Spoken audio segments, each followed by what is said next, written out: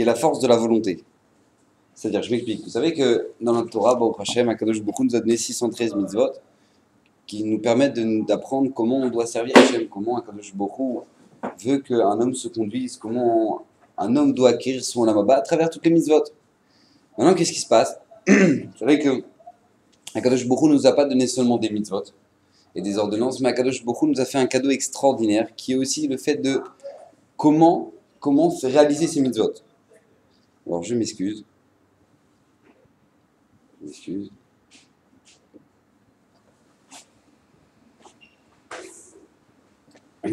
Donc comment, pas seulement quelles sont les mitzvot et quels sont ce qu'Akadosh Baruch Hu attend de nous, mais comment les réaliser. Akadosh Baruch Hu nous montre dans plusieurs endroits de la Torah qu'est-ce qu'Akadosh Baruch Hu cherche et comment Hachem, parce qu'on l'a déjà dit plusieurs fois, on sait qu'Akadosh Baruch Hu n'a aucun intérêt. Akadosh Baruch Hu était là avant nous, mais toute la raison pour laquelle il nous a donné les mitzvot, c'est pour nous.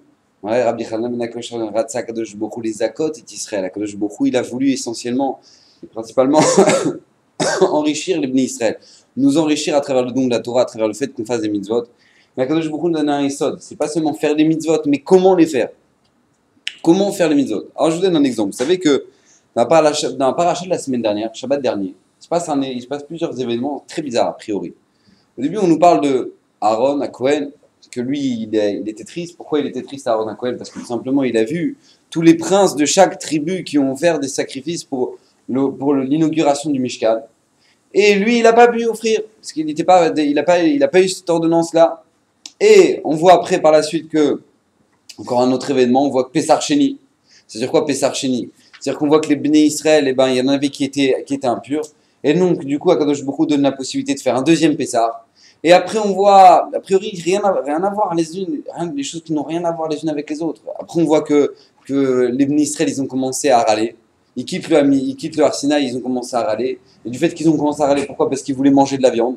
Ah, ils voulaient manger de la viande. Donc, du coup, qu'est-ce qui s'est passé? Akadosh Baruch Hu, il leur a envoyé plein de viande dans la tête.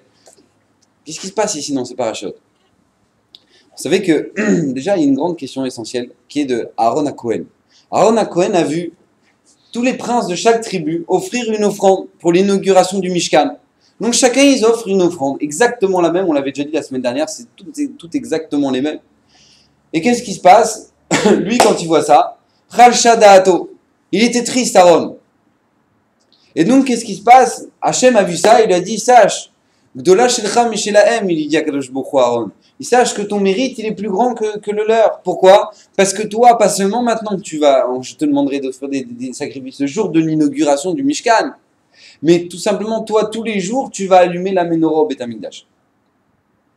Maintenant, les commentaires, ils demandent, mais qu'est-ce que ça veut dire? Chalcha Da'ato, il était triste, Aaron. De quoi il est triste? De quoi il est triste, Aaron? C'est marqué Mefourage, vous savez que c'est marqué dans le parashat de Naso. C'est marqué qu'au moment quand les princes ils vont inaugurer ils vont ramener leurs korbanot pour inaugurer le Mishkan, pour l'inauguration du Mishkan, qu'est-ce qui se passe? C'est marqué là-bas. Vayakrivu Nasi Israël, Raché Betavotam, Hem Nesi Amatot. Donc qu'est-ce qui se passe? Chaque prince, ils vont venir, ils vont offrir. Nous dit Rashi, écoutez bien ce que nous dit Rashi. Hem Nesi Amatot.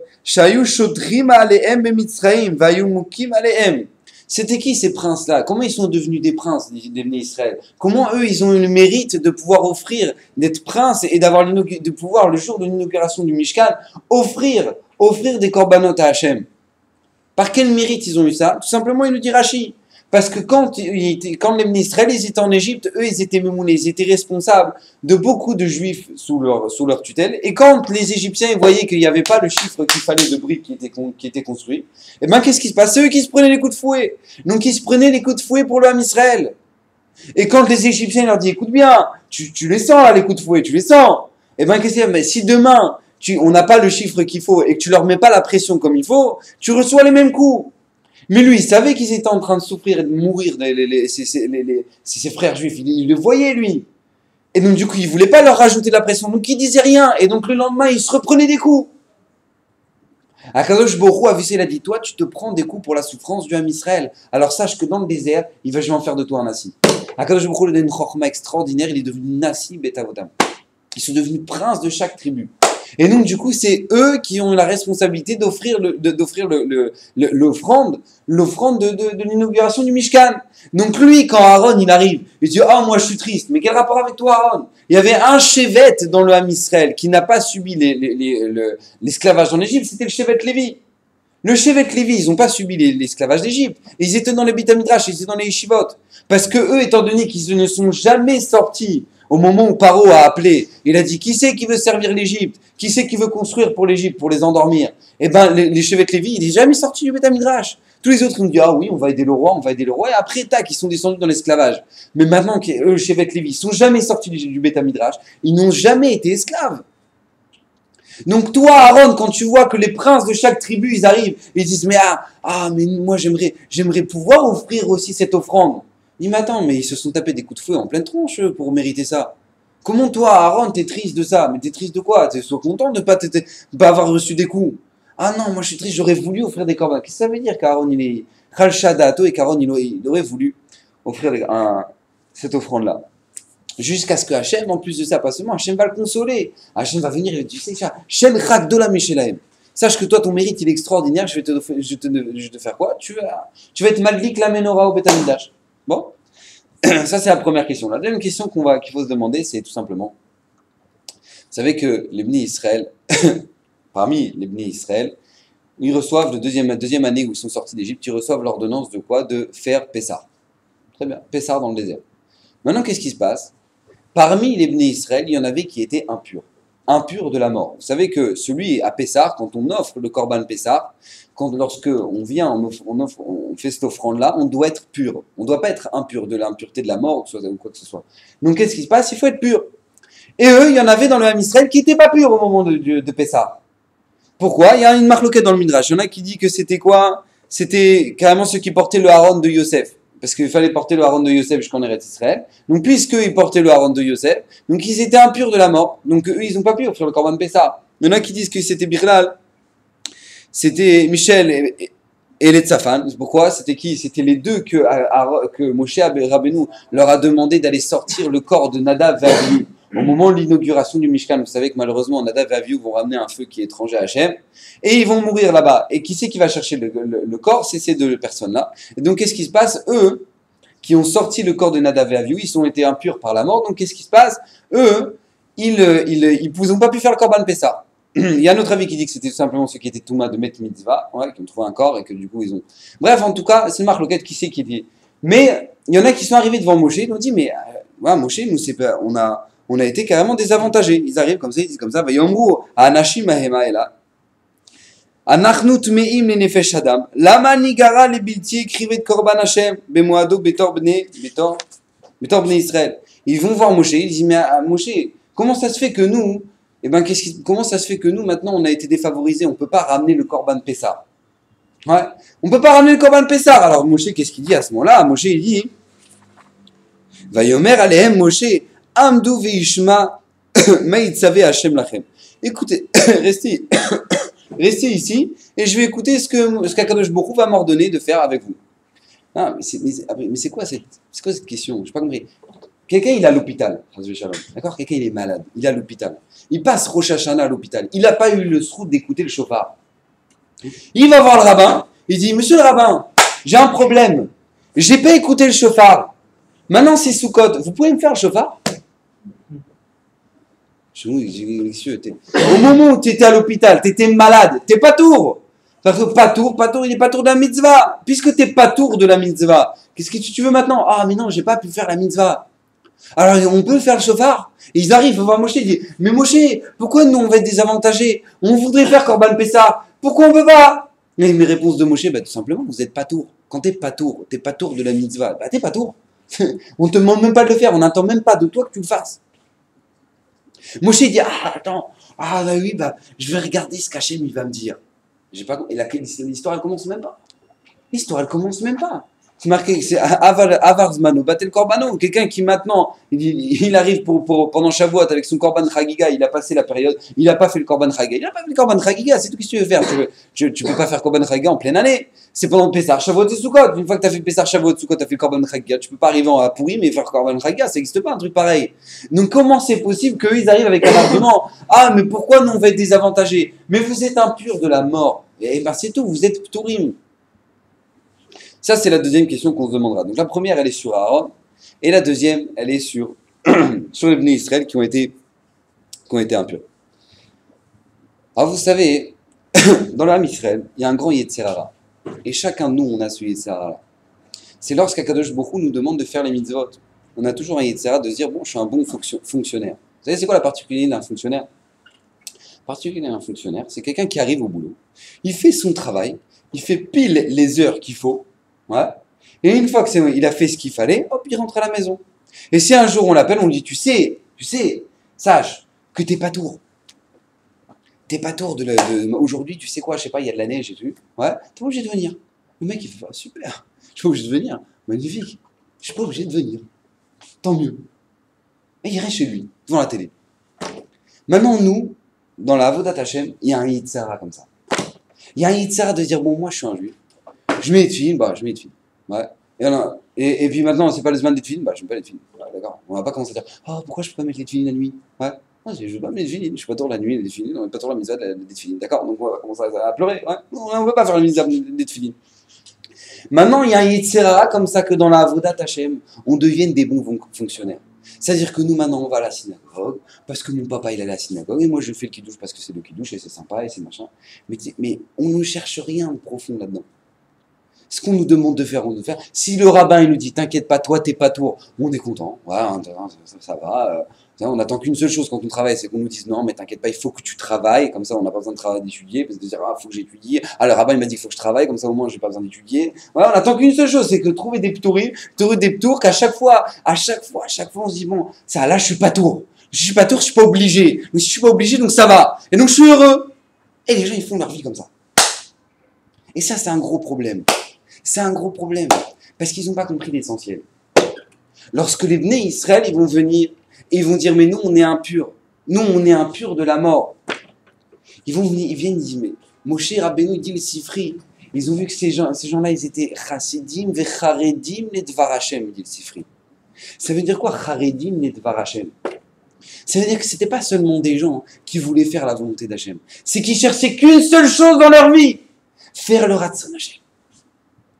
Quand ils sont arrivés devant Moshe ils ont dit, mais Moshe, mais nous on veut faire le Korban Pessah, on aimerait l'offrir à Hachem. Pourquoi nous on n'a pas le mérite de pouvoir l'offrir? On faisait une mitzvah, on s'est occupé des morts. Pourquoi on a perdu ça? On n'a pas envie de perdre ça. Je vais vous donner un machal très simple, un machal très pas du tout compliqué. Ouais. Il y a un patron d'entreprise, il a une vingtaine d'employés. Ouais, il est informaticien, une boîte d'informatique. Et on lui dit, voilà, vous avez une mission. Vous partez à Honolulu pendant une semaine, vous devez faire là-bas une installation informatique pendant une semaine, ça c'est pas très compliqué, vous inquiétez pas, là-bas ils comprennent que dalle, donc vous arrivez là-bas, vous inquiétez pas, tout est magnifique, vous allez faire tout ça. Vous faites votre installation, la mission vous reviendra $20,000 pour la semaine.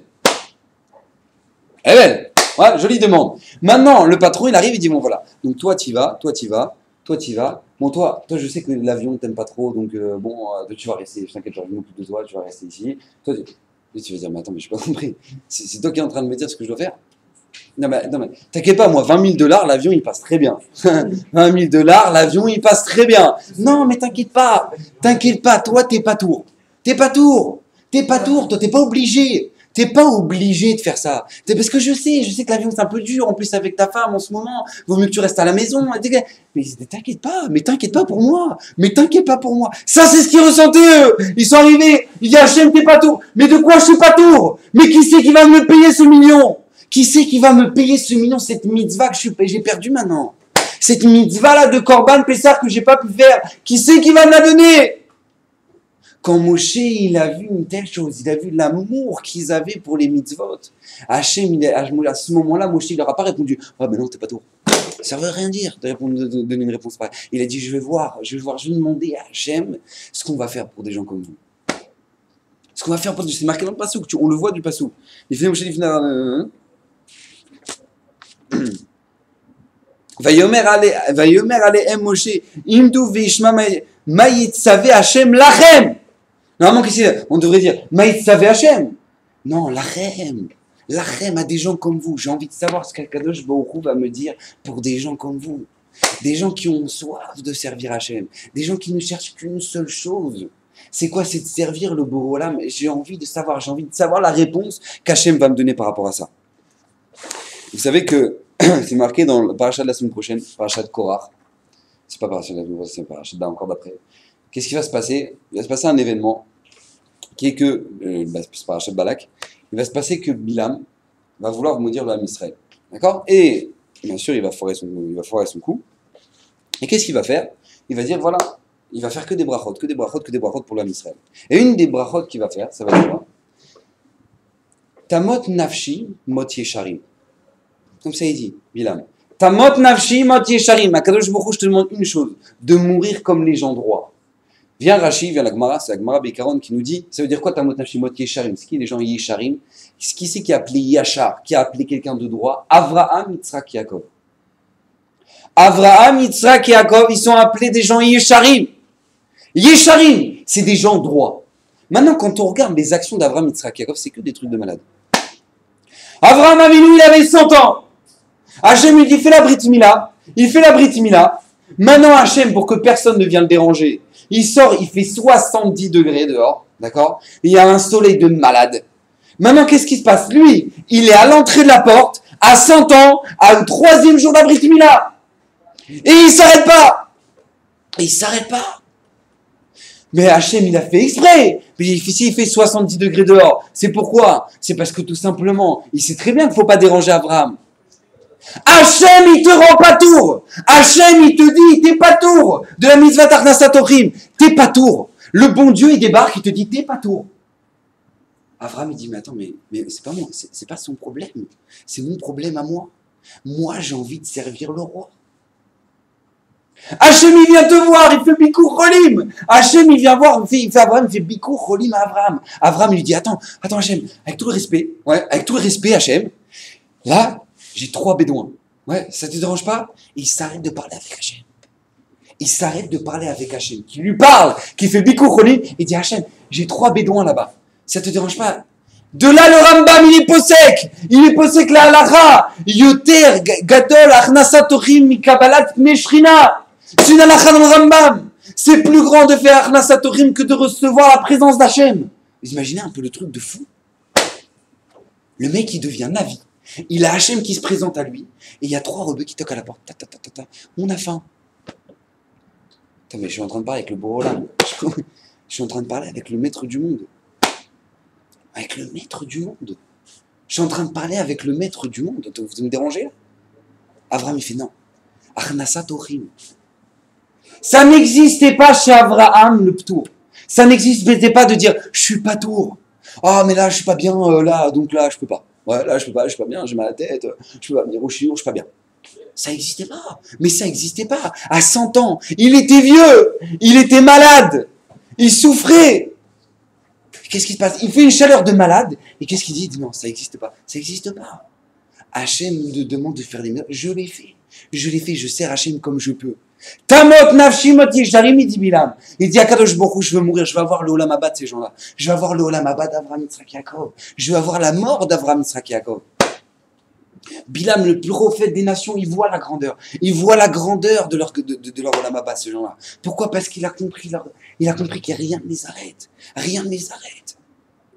Ça, c'est la grandeur de ces gens-là qui sont arrivés. Ils ont demandé à Hachem, on voudrait faire Pessar Sheni. On voudrait faire Pessar. Hachem va leur donner une mitzvah. Pessar Sheni.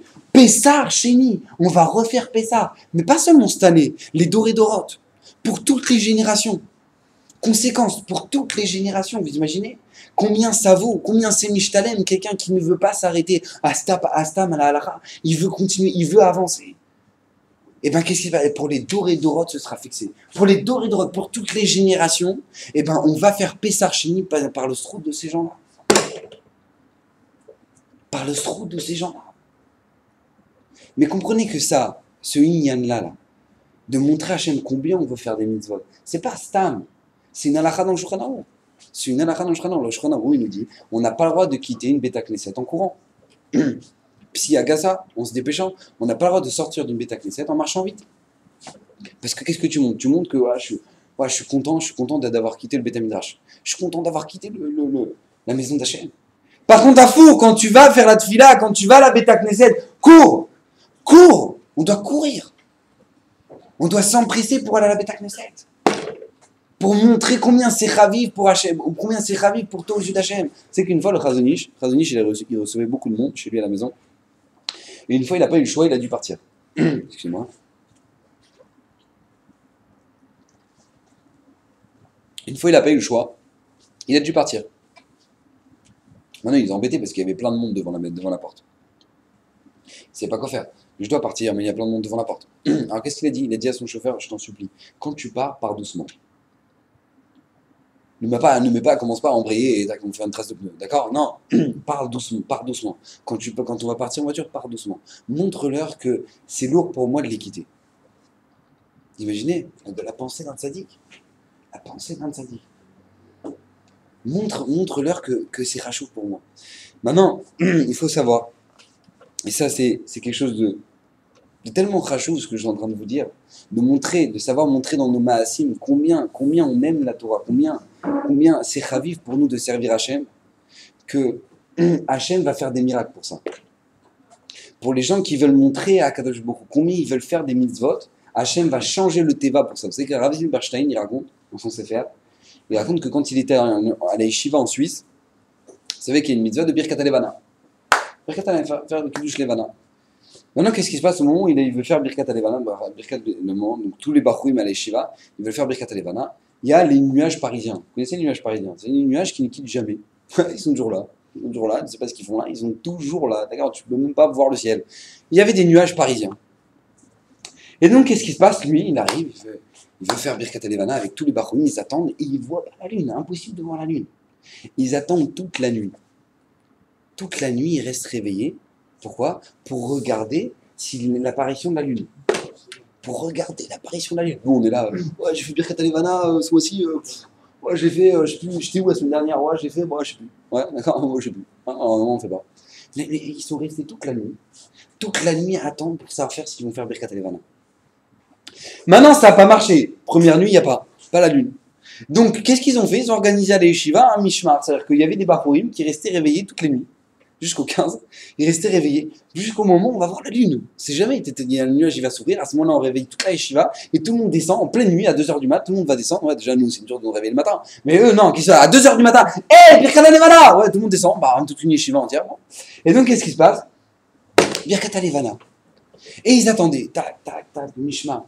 Et à chaque fois, tous les jours, donc il y avait des Bachuim qui gardaient, et impossible de voir la lune. Jusque le dernier jour, dernière nuit de Birkat HaLevana, les Bachuim y restent, Mishma, et dans les dernières minutes avant le Tashachar, un miracle galouille, c'est-à-dire le ciel il s'ouvre. Le ciel il s'ouvre, Birkat HaLevana. Tous les Bachuim ils se disent, Birkat HaLevana! Donc tout le monde descend, ils font tous Birkat HaLevana, et d'un coup, boum! Une fois qu'ils ont fait une Birkat HaLevana, il y a maintenant son Sefer. Et il dit, mais pourquoi Hachem nous a fait un truc pareil? Parce que quand on montre à Hachem combien on aime sa Torah, combien on aime ses mitzvot, combien c'est important pour nous, ça change le teva. Ça change le teva. Vous savez que le Stapler, il avait un sofer. Celui qui écrivait ses tefillin, ses mezuzot, etc. Un sofer spécial. Pourquoi il était spécial ce sofer-là? Je vais vous raconter. Parce que c'était un homme qui était dans les goulags en Russie. Qui avait passé le goulag. Et qu'est-ce qui se passait là-bas en Russie? Son travail en particulier, ce qu'il faisait lui-même personnellement en particulier, c'était quoi? Quand il y avait des juifs qui tombaient les corps, parce que vous savez que là-bas c'était horrible, on leur demandait de pêcher dans des eaux de moins 40, d'accord? Donc aller pêcher dans les eaux de moins 40. Donc là, ils mouraient comme ils mouraient les mecs, les uns après les autres. Donc qu'est-ce qu'il faisait lui à chaque fois qu'il voyait un corps qui était mort, un juif? Il l'enterrait. Pourquoi? Parce qu'il avait peur qu'après les loups, la nuit, ils viennent manger les corps et tout. Donc qu'est-ce qui se passe lui? Il enterrait tous les corps dans la neige, dans la glace. Tous les corps, il les enterrait. Et quand il les enterrait, il disait Yiratson, que moi je fasse pas partie d'eux. Yiratson, que je fasse pas partie d'eux. Yiratson, que je fasse pas partie d'eux. Une fois, une nuit, il a eu le guilouille, je crois, du Admour de Gour, qui est venu en rêve. Il a dit, mais je comprends pas, quand tu fais cette mitzvah là de les enterrer, pourquoi tu dis pas autre chose? Si tu fais une fila, pourquoi tu dis pas une grande fila? Yiratson que je vais aller en Eretz Israël. Tu peux le faire. Yiratson que tu montes en Eretz Israël et que tu te sors de là. Maintenant, lui, il se réveille en plein goulag. D'accord? C'est comme si je vous dis à Auschwitz, ouais, on va dire, ouais, Yiratson que je vais aller en Eretz Israël. Ouais, c'est Khalam Tov, Khalam Shalom. D'accord? Donc maintenant, qu'est-ce qui se passe? Lui, il dit, bon, de toute façon, voilà, c'est un tzaddik, pourquoi pas le faire? D'accord? Et donc, toujours, il dit, Yiratson, Bezrat Hashem, que je monte en Eretz Israël. À chaque fois qu'il enterrait les morts, à chaque fois les uns après les autres. Un jour, le colonel de la base, il vient le voir et il dit, regarde, si tu me rends un service, tu sors. Maintenant, je vous dis, c'était Auschwitz. Je ne sais pas si vous imaginez, un juif qui sort de Auschwitz. D'accord? Le général allemand qui vient le voir, il dit, tu sais, si jamais tu sors. Le mec, il dit, si jamais tu me rends ce service, sache que tu sors. Tu reçois un laissez-passer pour sortir. Tu iras à Moscou là-bas, et là-bas, tu prendras un laissez-passer pour sortir de la Russie. Tu iras où tu veux. Maintenant, qu'est-ce qui se passe? Lui, donc il fait ce que le colonel lui demande. Il dit, c'est bien, tu as fait ce que tu as demandé, et tu sors. Et il sort, le mec. Il sort. Il est juif pendant la Shoah, et il sort. Il sort. Il va jusqu'à Moscou. Il demande un visa pour partir de la Russie, pour quitter la Russie. Et là, le général russe qui fait une grosse blague, voilà, bon, ouais. Et donc il vient, il fait, ah, dis-moi, j'ai une halakha, à chaque fois je demande à tous les juifs qui voudraient un laisser-passer. Et pour l'instant, il n'y a personne qui m'a répondu, donc personne ne reçoit un laisser-passer. D'accord? Il dit, c'est marqué dans votre Torah que quand on va aux toilettes, on n'a pas le droit de voir une croix devant, je sais pas quoi, un mec il invente n'importe quoi, tralouette. Alors chaque juif, à chaque fois, il a dit, mais c'est marqué nulle part ce que vous dites. D'accord? Donc du coup, il recevait pas le laisser-passer. Donc lui, qu'est-ce qui se passe? Il est entré dans son jeu. Il fait, ah oui, c'est vrai, c'est marqué dans le Shulchan, un truc pareil, ouais, c'est vrai. Alors je vais t'expliquer pourquoi, et le mec il embrouille. Il fait, ah super, j'ai jamais reçu raison, je te sers la pince, et bah, tu reçois ton laisser-passer. Il sort. Il sort en pleine Shoah, il sort le mec. Il arrive en Eretz Israël. Il se marie, il a 15 enfants. Lui, c'était le sauveur du Stapler. Maintenant, quand tu veux quelque chose, tu le désires de tout ton cœur. Tu désires une chose de manière inimaginable. Hachem, il va changer le Teva. Comprends qu'Hachem, il va changer le Teva pour toi. Hachem, il va faire des miracles. Et c'est là-dessus que il faut comprendre un yesod, mamash, très important. C'est que comment un Kadosh Baruch Hu sait ce qu'on vaut en fonction de ces épreuves-là qu'on reçoit dans la vie. Vous savez qu'Abraham Avinu, il est arrivé. Excusez-moi, j'ai mal à la gorge. Abraham Avinu, il est arrivé au Har HaMoriah pour faire le korban de Yitzhak, pour faire l'offrande de Yitzhak. Et qu'est-ce qui se passe au moment où donc, Yitzhak il monte sur le Misbéar? À ce moment-là, Abraham il dit, donc il est prêt après faire le couteau, toutes les cavanotes du Harizal, machin, un truc et tout, c'est bon, il va faire la shrita et tout, super, impec. Et donc, à ce moment-là, vient le malach, il lui dit, ne touche pas à ton fils, Comment c'est marqué? Al tishlach yadecha alana, va ta'aseh lo muma. Pourquoi il lui dit al ta'aseh lo muma? Si tu ne mets pas ta main sur le jeune, tu n'as pas besoin de lui dire, et ne lui fais pas un défaut.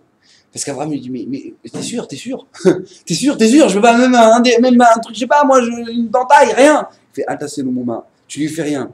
Ki atay adati ki ire lokimata. Velo chasarta et benecha vet yichidecha mini. Et donc, qu'est-ce qui se passe? Que je vois que maintenant, même ton fils, ton seul fils, tu me l'as donné, tu me l'as offert. Et donc, qu'est-ce qui se passe? Pas de problème. Sache que tu saches que voilà, tu as fait Nisayon, tu as passé l'épreuve.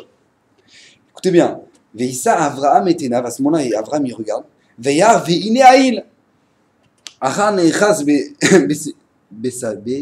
besevar, bekarnav. Veilech Avraham veikar et aïl, veilu leola, tachat beno. Donc qu'est-ce qu'il a fait Avraham qu'à ce moment-là? Il s'est retourné, il a vu un bélier là-bas dans la buisson. Il prend le bélier, il fait, ah ben voilà, je vais prendre le bélier pour faire la shrita. Donc il l'offre. Veikra Avraham shema makom, etc. Veikra malach Hashem el Avraham shenit. À ce moment-là, le malach Hashem, il vient une deuxième fois. Vayomer, binishbati nium Hashem, kiyaan asher asita et adavarazé, velo chasarta et binecha et yichidecha, etc. Il y a un petit souci là, j'ai pas compris. Yitzhak, il arrive avec son fils. Il le met sur le misbéar, il lui met avec la ficelle. Et maintenant, qu'est-ce qu'il a? Au moment où il va pour lui faire la shrita, à ce moment-là, Hashem se dévoile à lui, et qu'est-ce qu'il lui dit? Il lui dit, tu sais quoi, j'ai compris, t'inquiète pas, tu m'as donné ton fils, il n'y a pas de problème, sache que tu as fait l'épreuve. Avraham, il se retourne, il voit le bélier, il lui fait la shrita au bélier, il offre le korban, et à ce moment-là, Hachem, il revient, il lui dit, sache que tu auras la bracha, le malach, il dit, tu auras des brachot. J'ai pas compris, pourquoi tu lui as pas donné les brachot au début? Pourquoi t'as pas donné les brachot à Abraham depuis le début? Une fois que maintenant tu lui as dit, sache, ça y est maintenant, ne mets pas la main sur ton fils, et ben ça y est, il a réalisé ce qu'il fallait. Donne-lui les brachot. Non, il va prendre le bélier, une fois qu'il a pris le bélier, il arrive, et qu'est-ce qui se passe? Ah, t'as fait le bélier, alors maintenant, t'auras des brachot, Mais j'ai pas compris sur quoi est l'épreuve, sur le bélier ou sur Yitzhak? Écoutez bien ce qu'il dit Rashi. Comme ça. Qu'est-ce que c'est?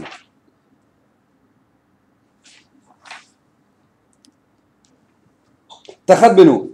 Macha shekatov vialu leola. Lo chaser mikra klum. Maou tachat beno. Al kol avoda. Écoutez bien. Ce qu'il dit Rashi. Al kol avoda qu'il faisait sur le bélier, Abraham. Chaque fois qu'il faisait un mas et qu'il faisait la shrita du bélier. C'est une avoda. D'accord? C'est un hola. C'est-à-dire que maintenant tu fais la shrita du bélier. Maintenant tu enlèves toute la peau. Ouais. Maintenant tu coupes les membres. Tu enlèves ce qu'il faut pas mettre sur le misbéar et tu mets ce qu'il faut mettre. Tout ça, c'est ce qu'il aurait dû faire avec Yitzhak. Nous, on croit que Stam, il fallait faire la shrita Yitzhak. C'est faux. Il fallait faire la shrita Yitzhak. Il fallait enlever la peau de son fils. Ouais, c'est ça, la voda de Ola. C'est tu prends la peau d'Yitzhak et tu l'enlèves. Après, tu coupes chaque membre de ton fils et tu lui ouvres le ventre et tu regardes ce que... Je ne vais pas faire un dessin, mais vous avez compris. D'accord? Écoutez bien. Une fois qu'il va prendre le bélier, al kol avoda she'asa mimenu ayami palel veomer iratson shetezo kilu yasuya bibeni. Iratson que qu'est-ce qui se passe quand je fais ça sur le bélier? C'est comme si moi-même je le faisais sur mon fils. Kilu beni shachut, kilu damozaruk. C'est comme si maintenant que mon fils, je fais la shrita, c'est comme si je prenais le sang de mon fils et je le aspergeais sur l'autel. C'est un truc de fou. Kilu beni mouche. Moufchat, Kilou comme si j'avais enlevé la peau carrément de mon fils, Kilou, Niktar, Vena, assez déchets. Chaque avoda qu'il faisait sur le bélier, à d'écart que le Zohar, il dit quelque chose de phénoménal. Il dit qu'au moment où il a fait la shrita, au moment où il a fait la shrita du bélier, c'est marqué que la neshama de Yitzhak, elle est rentrée dans le bélier. Et que maman, c'est Kilou, machin, et que c'est un truc hyper profond. Mais quand lui, Avram, il a fait ça, une fois qu'Akadosh Baruch Hu, il a vu combien c'était important pour toi, Abraham, de faire cette mitzvah. Parce que lui, qu'est-ce qui se passe? Abraham, il arrive, il fait la shrita de son fils. Il veut faire la shrita de son fils. Le malach, il arrive, il dit, ne fais pas la shrita de ton fils. Qu'est-ce qu'il aurait pu faire, Abraham? Ah ben c'est bon, je suis pas tour. Allez, mon fils, viens, on rentre à la maison. Viens, on rentre vite. J'ai eu chaud là, je voulais pas, honnêtement, je voulais pas. Ouais, mais maintenant, qu'est-ce qui se passe? Tant mieux. Toi, tu m'as rendu pas tour. Non, Abraham, il prend le bélier, et il fait la shrita, il dit, Kilou, j'ai fait ça sur mon fils. Kilou, j'aurais fait ça. Kilou, j'aurais.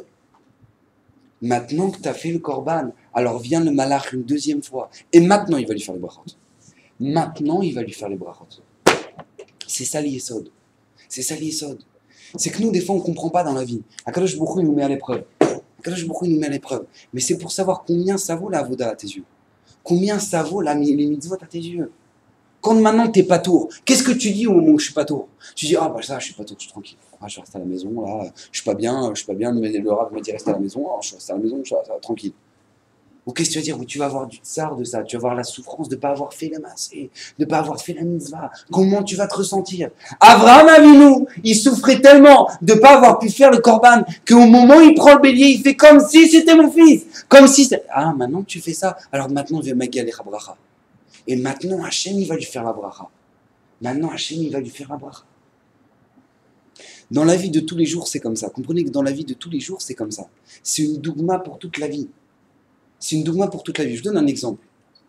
Vous savez que c'est marqué qu'au moment où Esav, il est arrivé parce qu'il avait faim. Il est revenu du Sadé, il avait faim. D'accord, il avait la dalle. Esav, il avait la dalle. Qu'est-ce qui se passe? Il débarque à la maison. Et à ce moment-là, il voit Yaakov qui est en train de faire un plat de lentilles. Maintenant, qu'est-ce qui se passe? Il lui dit, je te vends mon droit d'aînesse. Ouais, donc, Yaakov, il dit, vends-moi ton droit d'aînesse, contre ce plat de lentilles, fais pas de problème. Bien le que ça t'approche, il dit, mais je comprends pas, comment c'est possible de faire une magouille pareille? Mais il l'a endormi. Ça s'appelle pas une bonne mechira, ça. Quand t'es en train d'endormir le vendeur, quand t'es en train d'endormir l'acheteur, tu l'as embrouillé. Ça s'appelle pas une bonne mechira. Comment Yaakov, il a pu faire une chose pareille? Écoutez bien la réponse du Ksot. C'est un Yesod pour toute la vie. C'est parce que c'est Esav qui a donné la valeur de ce que ça valait sa Bechora, son droit d'aînesse. Il se comportait tellement comme un malade, il était tellement fou, Esav, que maintenant, au moment où maintenant il va vendre son droit d'aînesse, ça vaut un plat de lentilles. Parce qu'à ses yeux, ça vaut un plat de lentilles. Comprenez que la grandeur d'une mitzvah, elle dépend de la valeur qu'on lui donne. C'est que c'est marqué dans Télim comme ça. Je vous explique, c'est marqué là-bas. Ki ata teshalem leish kemaaseu. Qui ata teshalem leish kemaaseu. Tu payes à Kadosh Baruch Hu. C'est marqué dans Tehillim que tu payes à Kadosh Baruch Hu chacun selon ses actions. Mais c'est quoi, il est où le chidouche? Ah, Hachem, tu payes chacun selon ses actions. Mama chidouche. Rabbi Yaakov Galinsky, écoutez bien ce qu'il dit. Écoutez bien, c'est un chidouche extraordinaire. Vous savez maintenant, ouais, on parle parachat des tzitzit. On est en hiver. C'est pas compliqué de mettre les tzitzit. Ouais, il fait frais, machin, t'as froid, tu mets un manteau, tu mets les tzitzit, tu dis, oh, heureusement, j'avais 3 tzitzit, j'aurais mis 3 tzitzit, d'accord? Maintenant, tu fais, c'est pas compliqué. Maintenant, on est à Ashdod. Il commence à faire l'été, d'accord? Il fait shrana. Maintenant, qu'est-ce qui va se passer au moment où toi, on te demande de mettre les tzitzit? Tu vas dire, oh, bon, ça me colle un peu, c'est un peu chaud là. Bon, ce matin, je vais les laisser sur le bord. Quand quelqu'un, en plein mois d'été, il se dit, j'en ai rien à faire, moi je mets les tzitzit en plein mois d'été. Pas seulement maintenant, sa mitzvah extraordinaire, mais il a montré combien ça vaut, même en hiver. Même en hiver. Vous voyez 2 personnes qui mettent la mitzvah de tzitzit en hiver, on se dit, bah, ça va compliquer, c'est pas compliqué. Il a le manteau, donc il a froid, donc c'est pas compliqué pour lui de mettre les tzitzit. C'est faux. Lui, il est dans un monde et lui, il est dans un autre monde. Lui, en été, il a tout fait. Pourquoi? Pour mettre les tzitzit, même en été. Donc, il a montré la valeur que ça avait la mitzvah de tzitzit pour lui. Donc, même en hiver, la mitzvah de tzitzit, elle est grande pour lui. Vous comprenez le chidouche extraordinaire que ça veut dire? Une fille, elle met la tzitzit, voilà. En gros, en hiver, on met des bottes, on met 15 000 trucs, ouais, d'accord, on n'a pas froid, on voit pas 1 centimètre de chair, d'accord? On voit rien, il perd sa noix parce que c'est l'hiver, elle se les caille. Super, magnifique. Maintenant arrive l'été. Qu'est-ce que tu vas faire? Qu'est-ce que tu vas faire? Oh non, bah les collants, c'est un truc de malade. Ouais. Et les jupes, franchement, moi, quand c'est au-dessus du genou, ça m'aère. Ouais. En dessous, bah, je me sens étouffé. Quand arrive l'été, qu'est-ce que tu vas faire? Qu'est-ce que tu vas faire quand arrive l'été? Est-ce que maintenant tu vas dire, je suis moster nafshi? Pourquoi? Les manatsniout? Eh ben, c'est une femme qui est capable de faire ça en plein mois d'été. Eh ben, en hiver, son mérite, il est extraordinaire. Parce qu'en été, elle a montré la valeur que ça valait.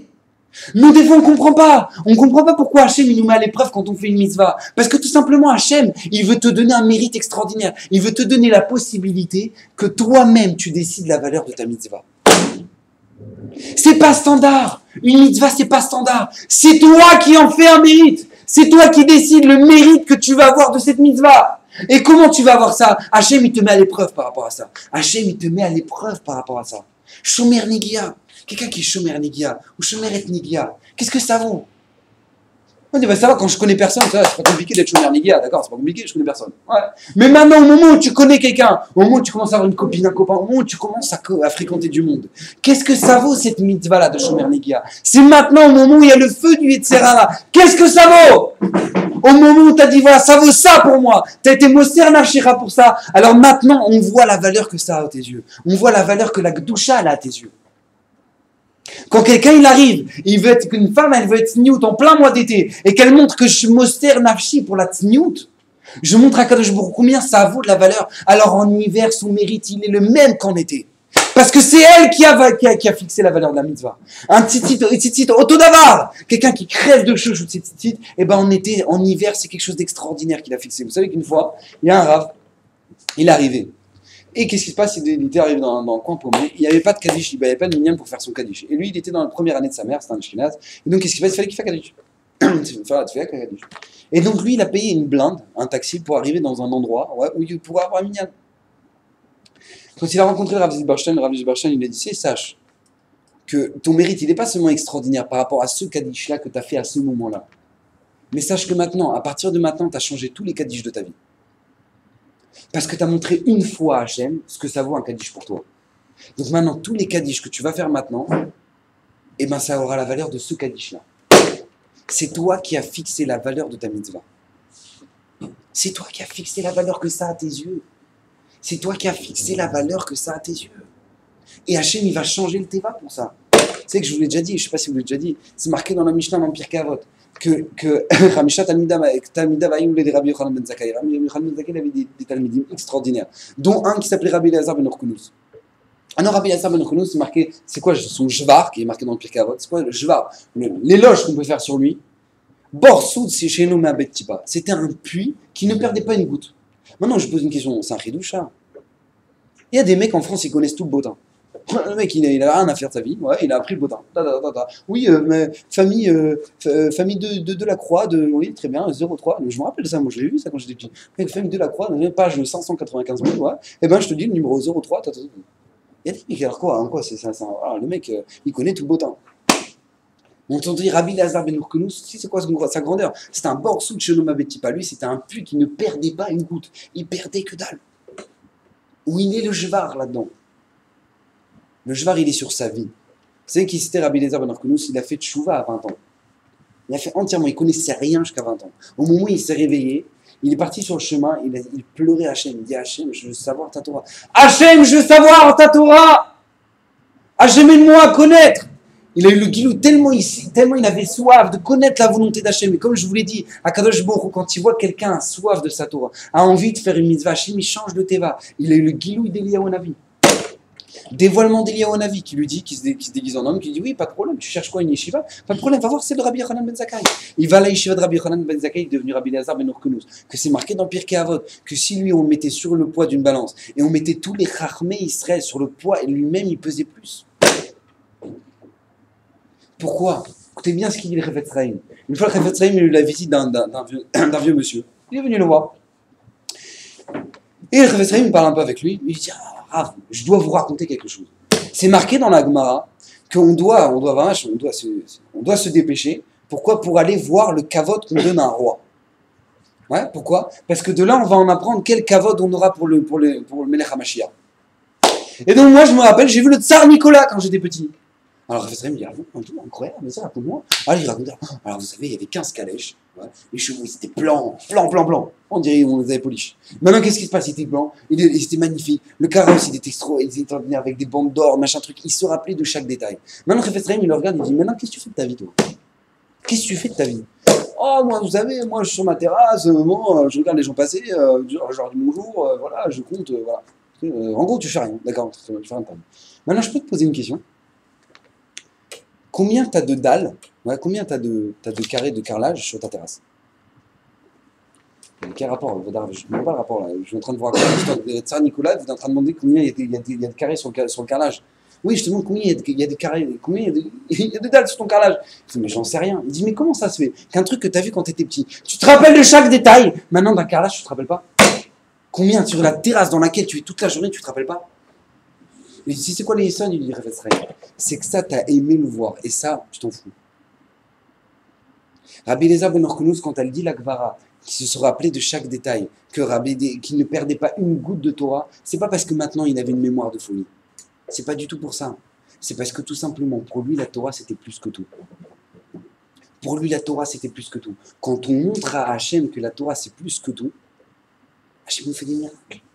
Hachem nous fait des miracles. C'est marqué dans la Gemara que le fait de se souvenir, la mémoire, c'est une siyata d'Ishmaïa. Il faut une siyata, il faut avoir une aide d'Hachem pour se souvenir. C'est très difficile. Quand on veut étudier la Torah, on ne se souvient pas Stam, c'est une siyata d'Ishmaïa. Qu'Akadosh Baruch Hu nous aide. Akadosh Baruch Hu nous aide pour ça. Tu sais qu'une fois, le Gaon de Vilna, il arrive. Il avait besoin d'un étrog. D'accord? Il avait besoin d'un étrog pour Sukkot. Maintenant, le problème, écoutez bien, le problème qu'il avait, le Gaon de Vilna, c'était qu'il habitait là-bas en Lituanie, d'accord? Donc là-bas, c'est-à-dire que là-bas, pour trouver un étrog, d'accord, ça pousse au Maroc, c'est un peu compliqué. Donc, qu'est-ce qui se passe? À chaque fois, il y avait des shlichim qui allaient acheter des étrogs et tout. Là, impossible d'envoyer qui que ce soit. Il y a une personne, un riche, qui habite à quelques centaines de kilomètres. Il y a un riche qui arrive et qui dit, bah voilà, moi je suis prêt à donner mon étrog au Gaon de Vilna pour cette année. Il dit, mais et tu veux quoi comme argent? Il fait, je veux rien comme argent, je veux juste que le Gaon, il me donne le mérite de la mitzvah.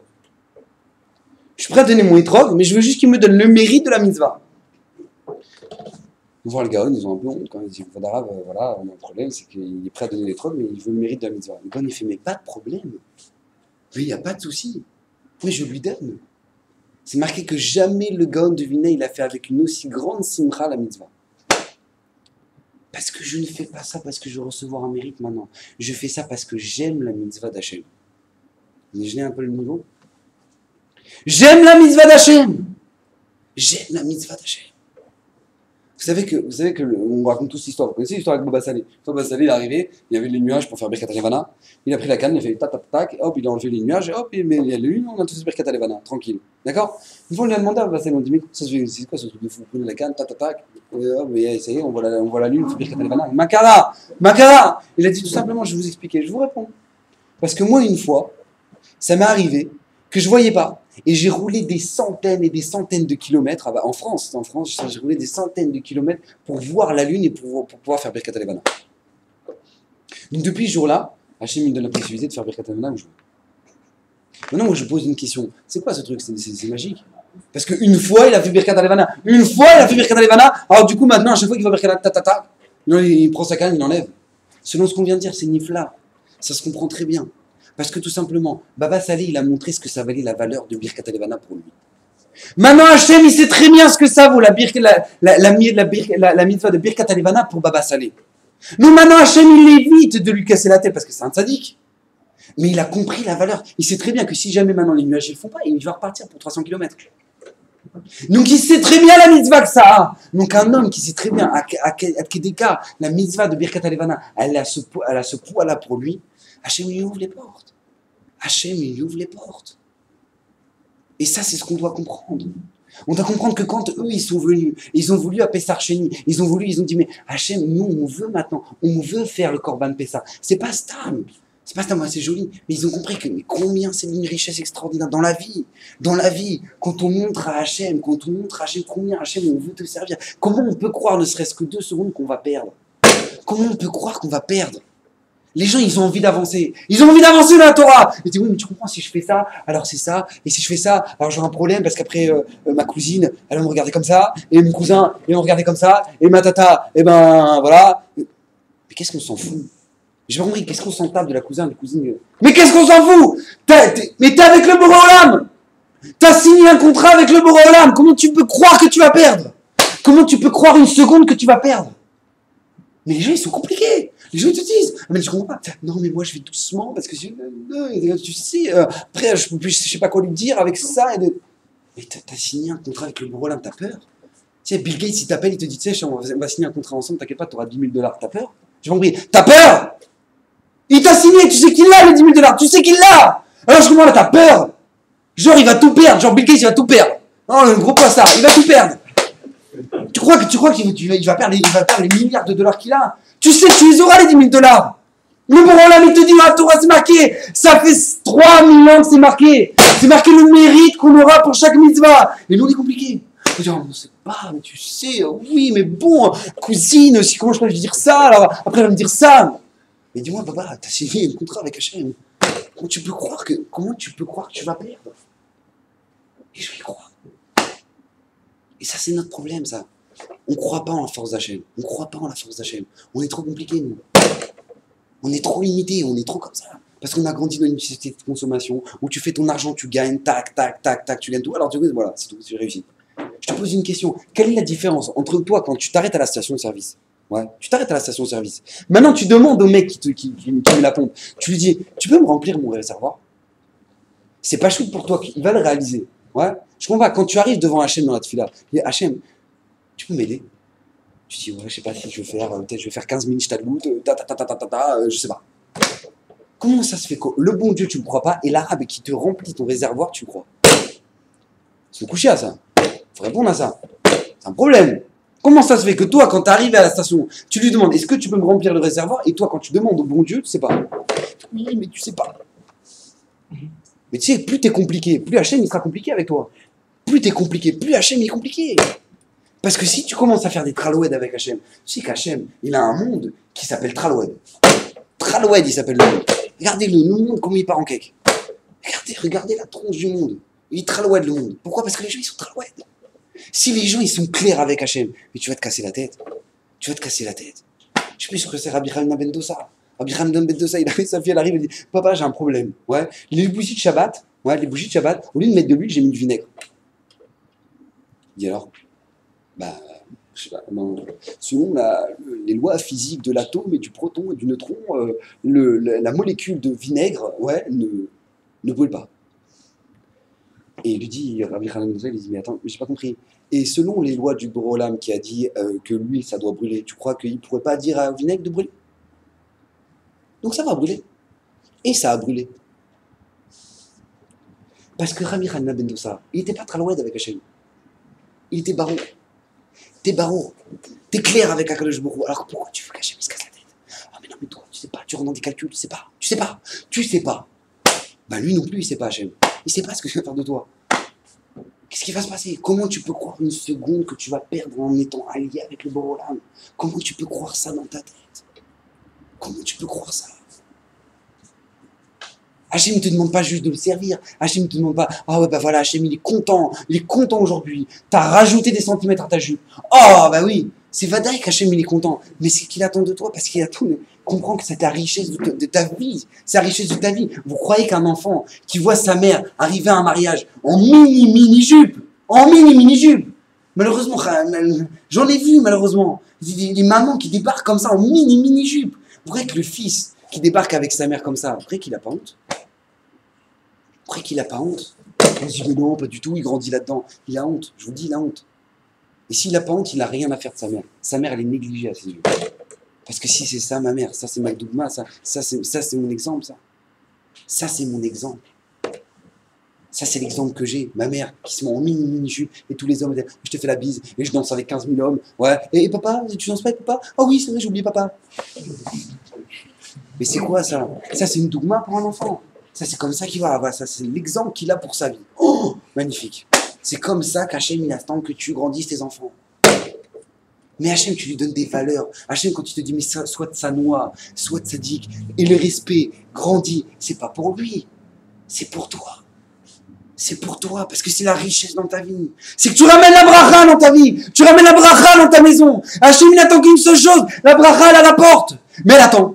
Elle attend, il y a l'écran plasma, il y a 15 000 trucs dedans. Alors elle attend. Elle dit, mais je veux rentrer dedans. Ah, mais je comprends pas pourquoi j'ai pas la bracha, j'ai mis 15 000 mains. Mais je comprends. Mais la bracha, elle attend, elle est à la porte. La bracha, elle est à la porte. Elle attend de rentrer. Elle attend de rentrer. Elle dit, si vous voulez, je pourrais rentrer. Attends, on t'entend pas là. Attends, je baisse l'écran plasma. Attends, qu'est-ce que tu veux? Qu'est-ce que tu veux? Ah non, mais vraiment, oui, non, je compte être religieux, je compte avancer. Mais Hachem, il attend qu'une seule chose, te donner le Shefa. Te donner le Shefa, c'est pour ça qu'Hachem, ceux qui souhaitent, ceux qui aiment ces mitzvot, ceux qui veulent avancer dans la volonté d'Hachem. Hachem, il les aide. Hachem, il va créer une nouvelle mitzvah. Pessar Sheni. Aaron à Cohen. Mais de quoi t'as mal? De quoi tu es Betsar? C'était pas à toi d'allumer la maison. C'était pas à toi d'amener une offrande pour l'inauguration du Mishkan. C'était pas à toi. Aaron à Cohen, il souffrait de ne pas avoir fait cette mitzvah. C'est vrai, je suis d'accord. J'ai pas discuté, je suis tout à fait d'accord. C'est à eux de ramener les Nissim, ils ont souffert pour l'homme Israël en Égypte. C'est à eux de le ramener, je suis tout à fait d'accord. Mais ça n'empêche que je souffre. J'aurais voulu le faire. Ça n'empêche pas que je souffre. J'aurais voulu faire cette mitzvah. Hachem, il a vu ça. Ah, parce que tu souffres. À Tkedekar, tu souffres. Sache que toi, tu vas ramener la lumière dans le Beth Amikdash.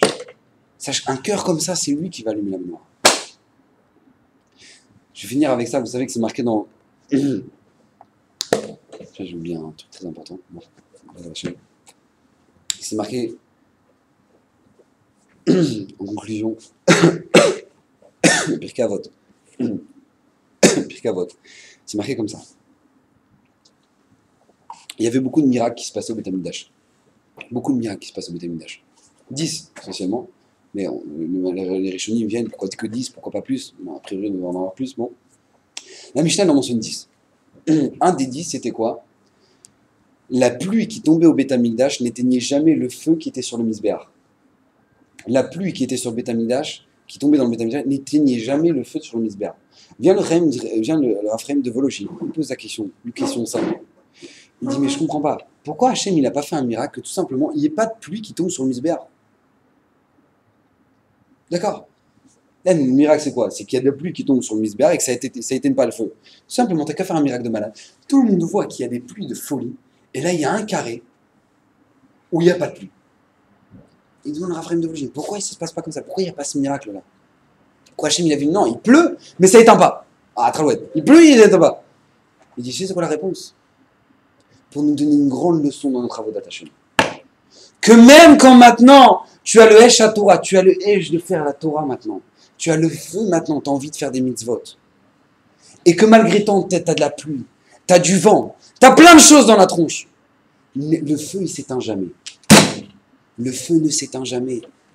C'est pour ça qu'Hachem n'a pas fait que le miracle, que l'eau, la pluie ne tombe jamais sur le misbéach. Parce que peut-être que si jamais c'était tombé sur le misbéach, ça aurait éteint. Il vient te dire non, quand tu as le Hesh de la Torah en toi, quand tu as le feu, tu as la soif de la Torah en toi, sache que le feu, tu l'éteins jamais. Le feu, tu l'éteins jamais. Il peut y avoir de la pluie, du vent, l'eau méchanée, ce qu'il peut y avoir. Le feu ne s'éteint jamais. Quand nous, on ne cherche qu'une seule chose, servir et faire plaisir à notre Père. C'est tout ce qu'on veut, faire plaisir à notre papa. Faire plaisir à notre Père qui est dans les cieux. Akadosh Baruch Hu, il attend une seule chose, qu'on soit des bons enfants, qui soient sages. Quand nous, on fait ça, et qu'on cherche ça, et qu'on a le feu de ça, il peut y avoir n'importe quoi dans notre vie. Le feu, il s'éteindra jamais. Donc, Bezrat Hashem, qu'on soit zoré, de se renforcer dans notre vie, de se renforcer dans chaque chose qu'on fait, et que Bezrat Akadosh Baruch Hu nous donne les courroies de supporter nos épreuves, d'avancer, de grandir. Qu'Hachem amène la réfoua shlema à tout le Israël, particulièrement à une maman qui s'appelle Keren Chana Rachel Bat Simcha. Bat Miriam. Keren Chana Rachel Bat Miriam. Mais on voit la Bezrat Hashem la réfoua shlema. Et que Bezrat Hashem aussi, bonne nouvelle, voilà, je serai là ce Shabbat. Normalement, je ferai le cours de. Je remplacerai tout, normalement, le Shabbat après-midi. C'est à quelle heure le cours, hein? 4h30. Donc voilà, 4h30, normalement, ce sera moi. Si vous voulez me voir, venez. Si vous voulez pas me voir, voilà. Que de bonnes choses, Bezrat Hashem, à la semaine prochaine, sinon.